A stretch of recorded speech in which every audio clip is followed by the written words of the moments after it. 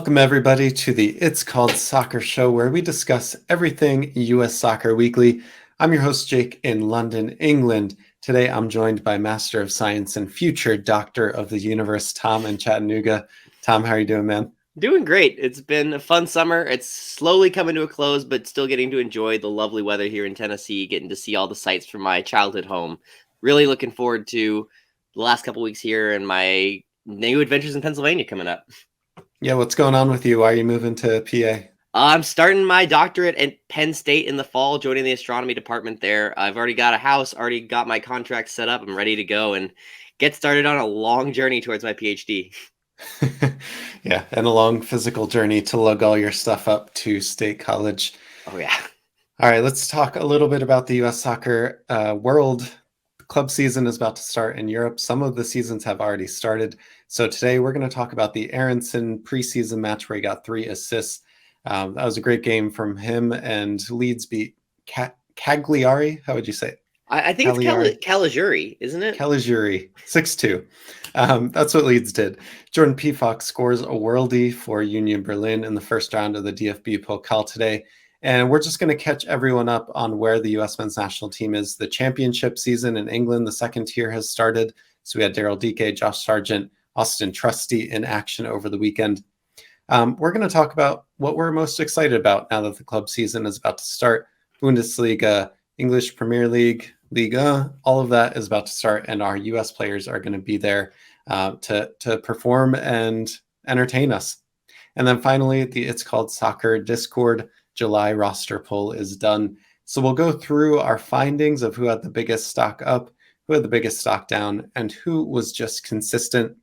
And guys, speaking of consistency, this is a U.S. soccer show that happens every week, rain or shine. So if you love soccer, and you want to support independent creators that are talking and covering the game that you love, go check out the best website in the world, patreon.com/It's Called Soccer. You can get early access to every It's Called Soccer video and other exclusive content for as little as $2 a month to support wonderful people like myself, if I do say so myself, but also Tom, again, future Doctor of the Universe. And before we get started with the show, please listen to me trying to sell you something to keep the lights on for It's Called Soccer. Our partners at BetOnline continue to be the #1 source for all of your betting needs and sports info. Find all of the latest odds, news, and sports developments, including Major League Baseball, the latest fighting news, and even next season's early NFL futures. With training camp right around the corner, BetOnline has opened up odds for team wins, division futures, and of course the Super Bowl. Head to the website or use your mobile device to sign up today to receive your 50% welcome bonus on your first deposit. Just use our promo code BELIEVE, that's BLEAV, to get the bonus and get into the action. BetOnline, where the game starts. Okay, that was a sponsor. Thank you, sponsor. Tom, you ready to get started? Let's do this. All right, awesome.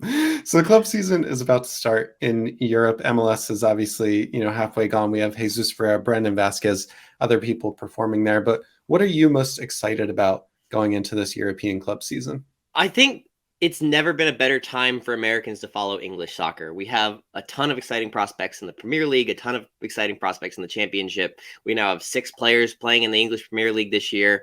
I think a lot of them are expected to be getting a lot of minutes between Anthony Robinson at Fulham. We got Chris Richards at Crystal Palace. We have Adams and Aaronson both at Leeds, and then whatever minutes we get out of Christian Pulisic at Chelsea. We even get some possible spot minutes from Tim Ream at Fulham. It's a great time to be looking towards the English Premier League, one of the best leagues in the world, if not the best leagues in the world, to see if Americans can do it there. Then looking down towards the Championship, we have our 2 goalkeepers in Zach Steffen and Ethan Horvath, and their starting jobs there. We have strikers like Josh Sargent and Daryl Dike who are going to be playing for strong clubs as well. It's a big physical league. It's another exciting one to follow. So I think English soccer is really where my focus is going to be this year. Yeah. Thankfully, it's easy to track and watch as well in the US. So that's great for any US fans watching. What would you say the most optimistic take is that you have going into this season? Ooh, most optimistic take. I think my most optimistic take is we're going to have more players scoring more goals. I think Cameron Carter-Vickers last year ended up top 5 in goal scoring for U.S. players in Europe, and he had something like 4 goals. We had a lot of minutes from young players, but we didn't have a lot of people banging in goals. But with Pifok in Germany, with Aaronson looking amazing at Leeds, with our strikers having much better situations between Wright and Sargent and DK, I think that this is a year where we're going to see Americans start banging goals in left and right. Speaking of Cameron Carter-Vickers and teams on the same island as the English Premier League, the Scottish Premier League got started last week, and we saw the likes of Cameron Carter-Vickers get a start in a shutout.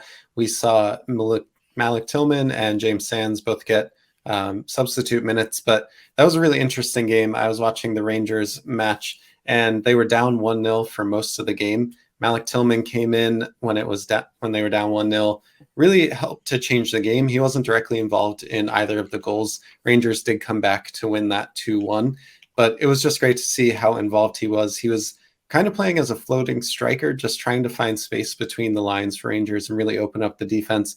Then James Sands comes in. He plays a little bit of like a left center back, but he pushes more up into the midfield when they need numbers. It was just great to see the evolution of them playing in a high press system, them playing in a possession system, and both of them doing really well in that match. So if that's anything to look forward to, again, on the same island, I'm going to be looking to the English Premier League this season and the Championship, like you said.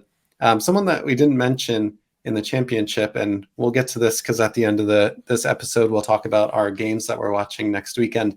Jonathan Tompkinson continues to make the bench at Norwich, a center back that captained their U23 team last season. He made the bench a few times for Norwich last season, but never saw the field, couldn't get his competitive debut.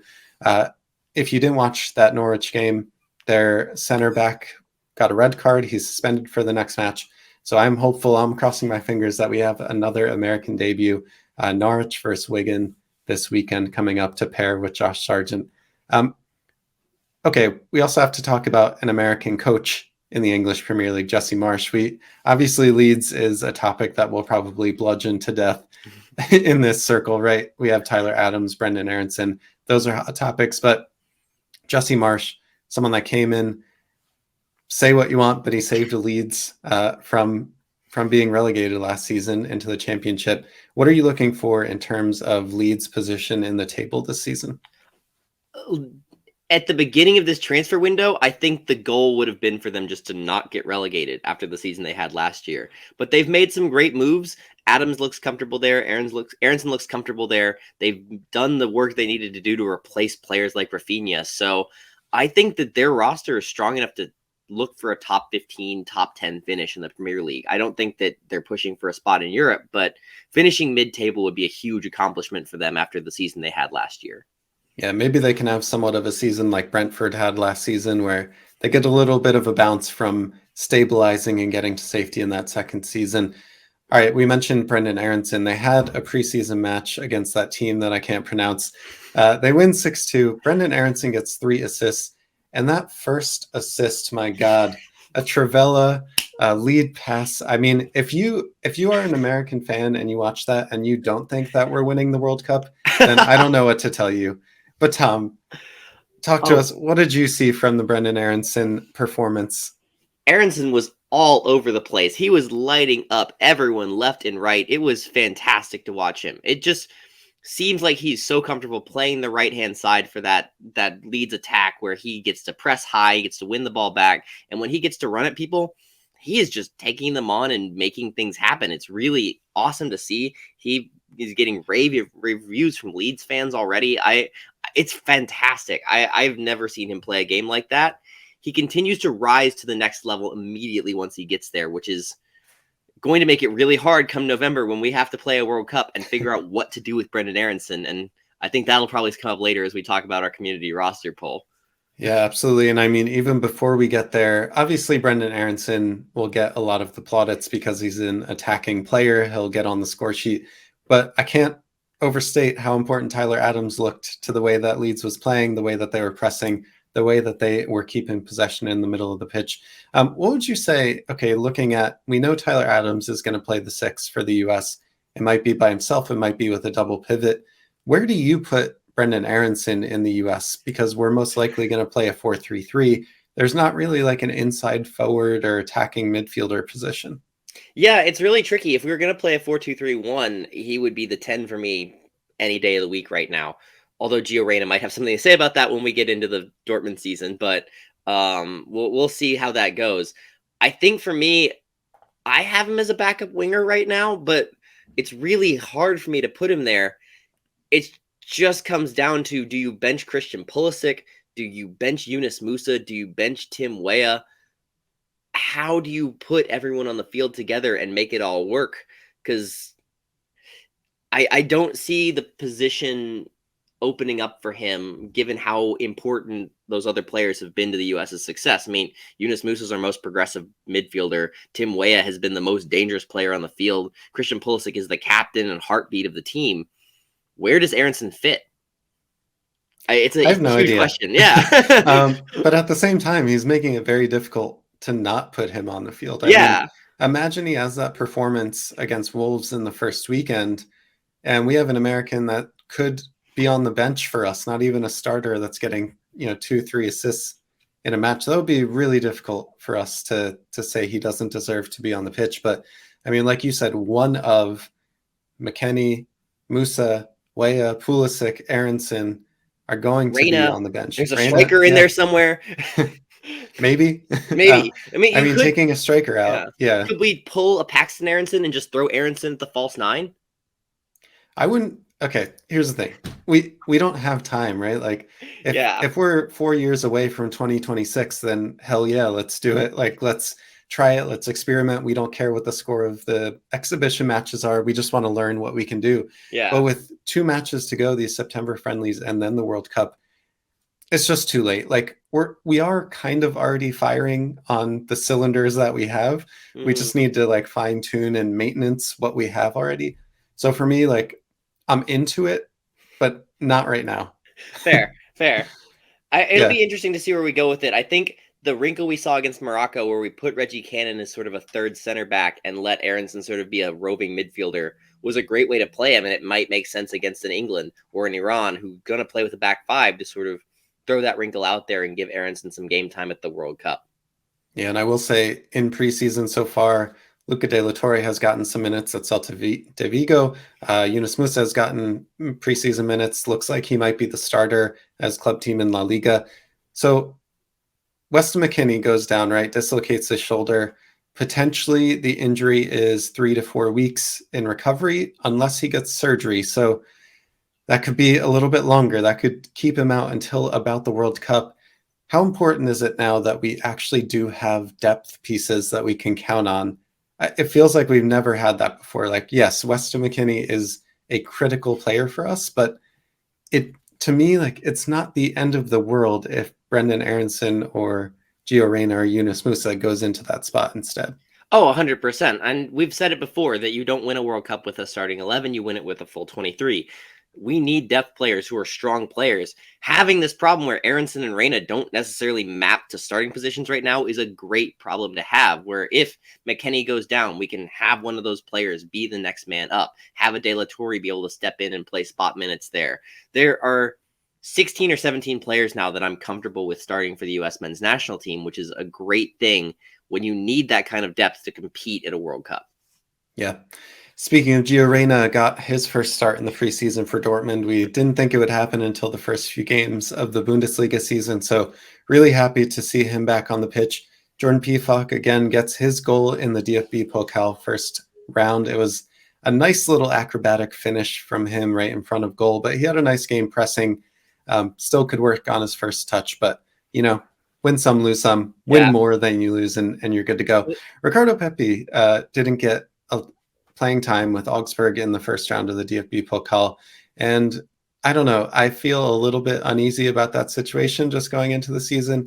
I know he'll get minutes, but it's still concerning for him when someone like Jordan Pefok is getting those minutes for his team, same division, and starting to score.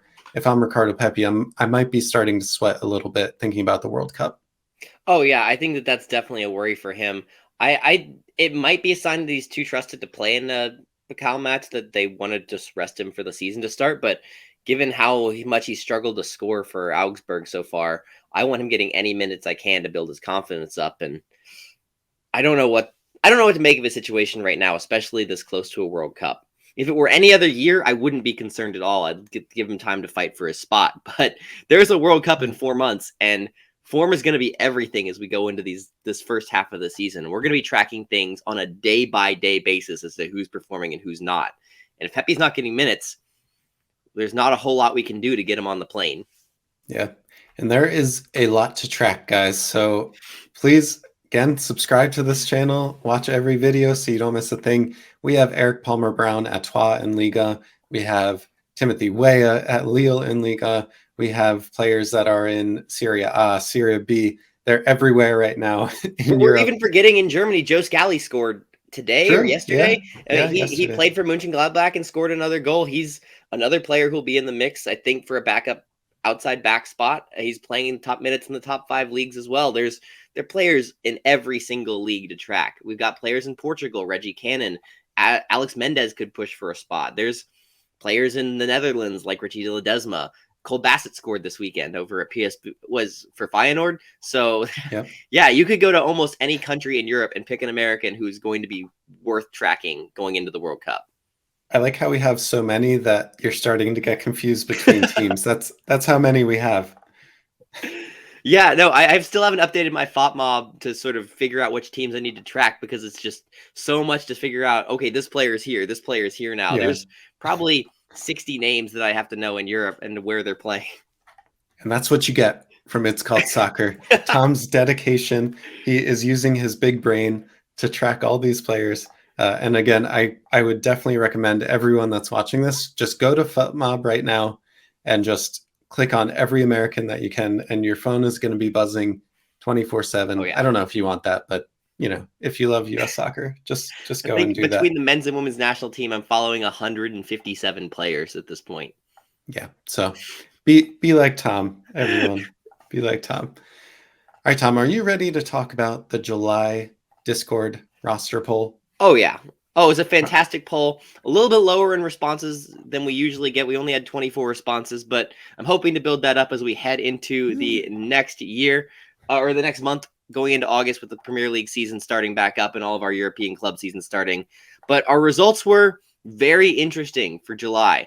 The starting lineup seems to be set in stone at this point with Turner in goal, Richards and Zimmerman as our center back pairing, Jedi and Dest as our unanimous outside back pairing, Adams, McKennie, Musa in the midfield, Pulisic, Ferreira, and Weah across the front line.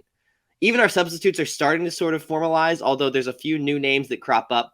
Ethan Horvath replaces Sean Johnson on the goalkeeper line. We see Georgi Mihailovic fighting for a roster spot at center midfield. We see a Gio Reyna moving from central midfield to a backup wing spot.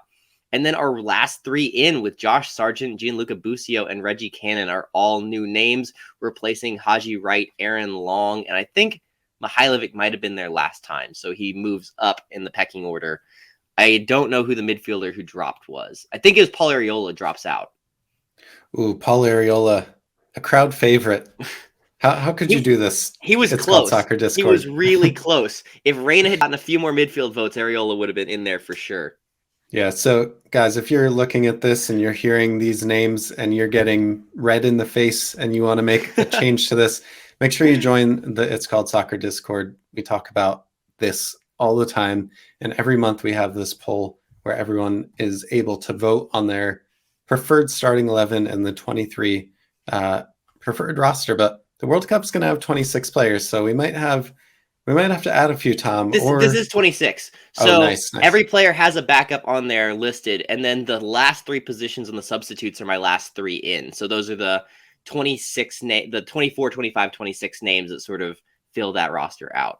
So right now that's Josh Sargent, Gianluca Busio, and Reggie Cannon. Last month it was Georgi Mihailovic. I think it was Josh Sargent again. Maybe it was Haji Wright. Haji Wright, Georgi Mihailovic, and Aaron Long. So yeah, that's going to be probably the most volatile position on this whole thing. I mean, you said that things are going to be changing minute by minute, and I can even see already that if this is the July roster poll, people already got their votes in, and then they watched Rangers over the weekend and saw James Sands and Malik Tillman. Their stocks might start to rise a little bit, and if you're watching Norwich and you see Josh Sargent really starting to struggle as a right wing, defensive right winger. I have no idea what's going on in Norwich. Nobody should watch that team. Nobody should be subjected to watching that team play. But yeah, I imagine that even in a few days from the last weekend, things will be changing. So if you guys want to get your say, make sure to join the Discord and you'll be able to vote in the August community roster poll. Tom, what was most surprising to you? Most surprising to me, I think that the first thing I'll say, most surprising, was the starting 11 is nearly set in stone at this point. I think only the right mid and the right wing positions are in any way contested at this point. Everyone else is sort of either unanimous or close to unanimous as a starter. Even the striker position, Jesus Ferreira, is getting 50% of the vote right now. So when we first started this, every single position was basically a chaotic miss except for Pulisic and Adams and Jedi. So we slowly are getting people sort of getting comfortable with who they want to start, which is surprising to me that we've got that nailed down this far out. Another surprising thing to me, there were three players who were really a surprise, and they were Sean Johnson, Haji Wright, and Georgi Mihailovic. Mihailovic has been sort of a crowd favorite to sort of fill one of those last few roster spots, but we saw him go way down in his numbers. He was one of the fastest dropping players across the board. I think that's mainly due to his injury. He got injured in MLS right before the June window came and hasn't appeared since. His ankle injury was pretty severe. That's kept him out of the conversation pretty regularly. We also saw Sean Johnson take a massive dive. He had a few poor performances in MLS. We saw loan moves for both Ethan Horvath and Zach Steffen that both were rewarded by our viewers and listeners. And then we saw Haji Wright for some reason. I think it was probably his June performance. Maybe it was his ongoing transfer saga, but he didn't get a single vote for backup striker and was barely in the top 10 for last three in votes, which was surprising to me given that he's been right there in the mix for a starting spot in the last few polls. So those are sort of the three really big surprises to me, although we can see some other players show up in the stock up, stock down. Jordan Pefok being really heavily rewarded for his move to Union Berlin. This doesn't even take into account his goal today, so maybe that'll go up even more. Aaron Long, despite being the current... What do you make of that? Yeah, despite being the current U.S. whipping boy on Twitter, as John Brooks continues to fall, Eric Palmer-Brown and Kramer Carter-Vickers are not getting as much of that reward as Aaron Long is. Aaron Long is sort of working his way into the conversation the more John Brooks falls. We see John Brooks on the stock down list. He's been a very steady decline the last few months. Reggie Cannon's another name that I'm a little surprised to see on the stock down list as well. He drops 30% in his popularity for a roster spot. So maybe DeAndre Yedlin's performances in Inter Miami are sort of affecting that. Maybe his performance in the last window where he wasn't showing a lot offensively were affecting that. I'm not really sure what to make of how the right backs are playing out, how the goalies are playing out, and how the center backs are playing out. Those are sort of seem to be the three positions where people can't make up their minds right now. I mean, my feeling on that, at least in terms of Reggie Cannon and DeAndre Edlin, is like who's playing and who are people seeing, who are the names that are coming up constantly. And kind of same things for John Brooks and Aaron Long. I feel like Aaron Long is taking, obviously he's not, intimately involved in this community roster poll, but I feel like he's taking advantage of all publicity is good publicity. And that's getting to the minds of the fandom. Like, I feel like Greg and his institutionalization of the starting 11 and the 23 and his guys is starting to just cascade down into our belief of Aaron Long and our disbelief of John Brooks. Well, and there's definitely some guys who are included just as vibes guys. Like even some rosters have Christian Roldan in the last three in as just a vibes guy. Like they don't even put a position. He's there for vibes. But Aaron Long and DeAndre Yedlin sort of strike me as players who are there to provide good vibes for the national team. Yedlin is a player who's been a veteran presence. He's played at a World Cup before, and he'd be the only player on this roster who has played at a World Cup before. Aaron Long is a veteran who has started in many Gold Cups. Before his injury was considered a locked-on starter for the World Cup. So it's another veteran presence who provides good vibes to the locker room. They seem to be getting a lot of good press from the USMNT Twitter account, from the Behind the Crest videos, the Know Your Teammate videos they've been releasing. So yeah, I think that there's definitely some aspect of the way that the US team sort of is structured. You get these sort of veteran vibes guys who find their way into the roster where fans sort of see them as necessary to build the culture and keep that culture up, even if they might not be there to start matches. Yeah, and I mean, Sean Johnson, his stock was down 45%. Again, I feel like that was recency bias where he had a great game for the US. Everyone was like, "Oh my God, can Sean Johnson actually do this? Can he play in net for the US?" And then because the US hasn't had games since then, and I mean, people in the US community seem to not rate MLS at all unless you're like a young name that's kind of proving yourself. I Yeah. think Sean Johnson is leading the league in clean sheets right now, along with Andre Blake. And I feel like if you ask people to rate him versus Gaga Slonina, they'd pick Gaga Slonina 9 times out of 10. Slonina is, I think, above him in this month's poll, actually. Yeah, so there you go. Like, it doesn't always make sense. It's just like, who was there last time? What have you done for me lately? Well, I That's think probably on the fringe, guys. Yeah, Especially. I think so. Well, and this is really what we're talking about when we're looking at these stock up, stock downs is the last roster spots. We're talking about the third goalkeeper. We're talking about the second right back, the fourth center back.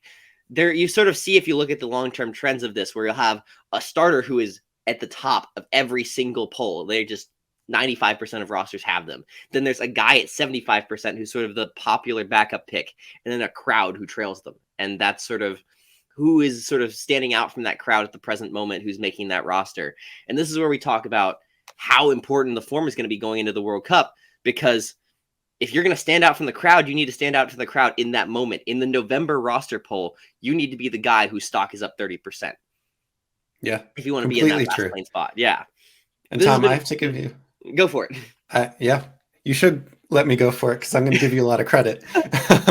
You put a lot of graphics out into the Discord for people that have joined the Patreon, and you've done some graphics on the delta, which is the change month over month for some of these players.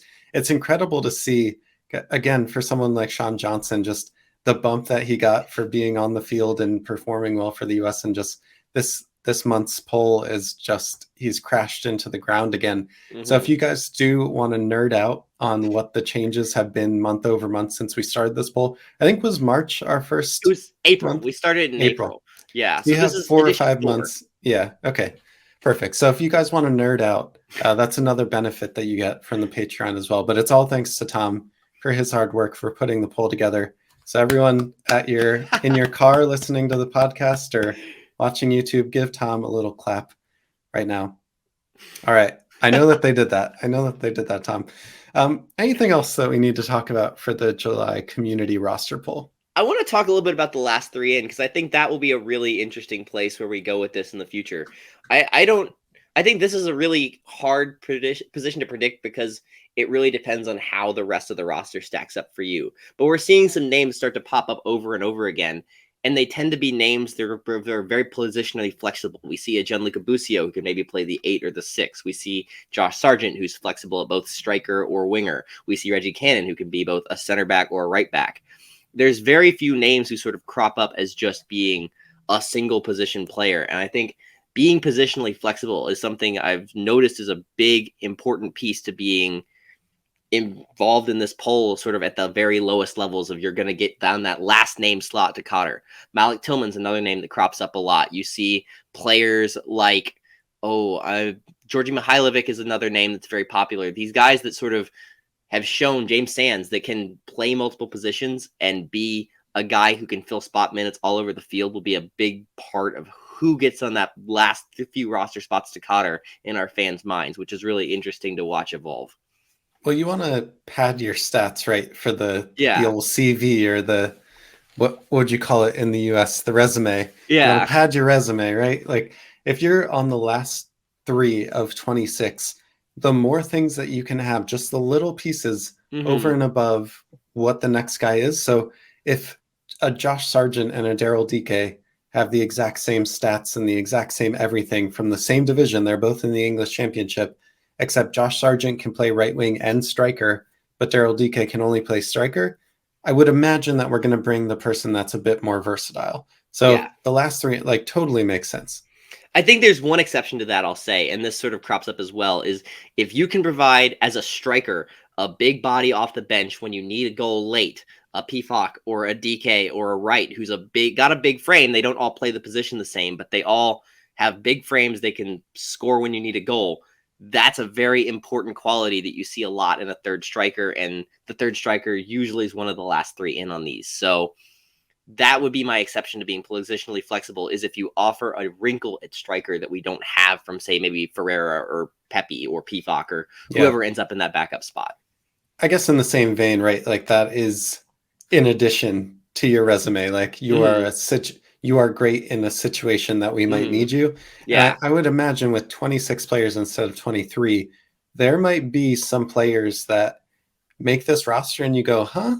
But really, it's Greg thinking, when I have this very specific situation, this is when I want this player on the pitch for me. Yeah, I think someone like a James Sands is someone you could talk about as, I think he's going to crop up in this poll a lot going forward. Me too. He's been fantastic for Rangers so far. We also saw at the Gold Cup, not only can he play the 6 and the 8, he adds such an interesting wrinkle with a back 3 where he can sort of step up into the 6. He can step back into a center back position that I think is a fantastic wrinkle for the World Cup. Someone like that makes a lot of sense going forward for this roster, and I'm really interested to see how he specifically develops in this position. Yep, absolutely. So he is one of those players that definitely did himself some favors over the weekend with his performance against for Rangers. I think they played Livingston, but we'll see how he continues in the Scottish Premiership. Tom, club soccer is back. So what games are you watching this weekend?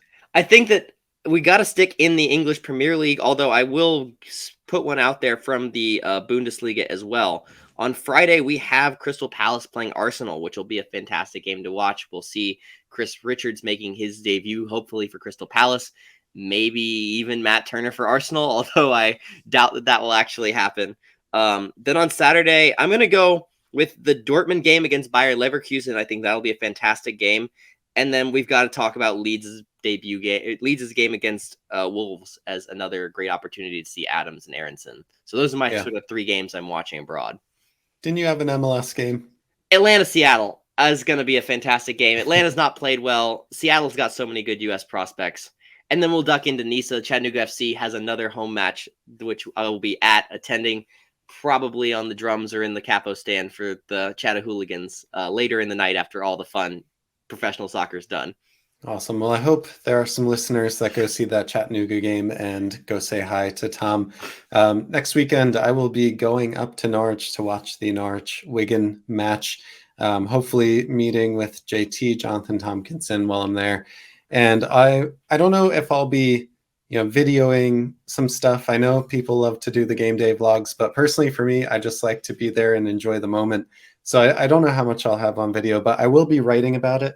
So if you do want to read the experience, I'll be talking to Norwich fans, seeing what they think of Josh Sargent.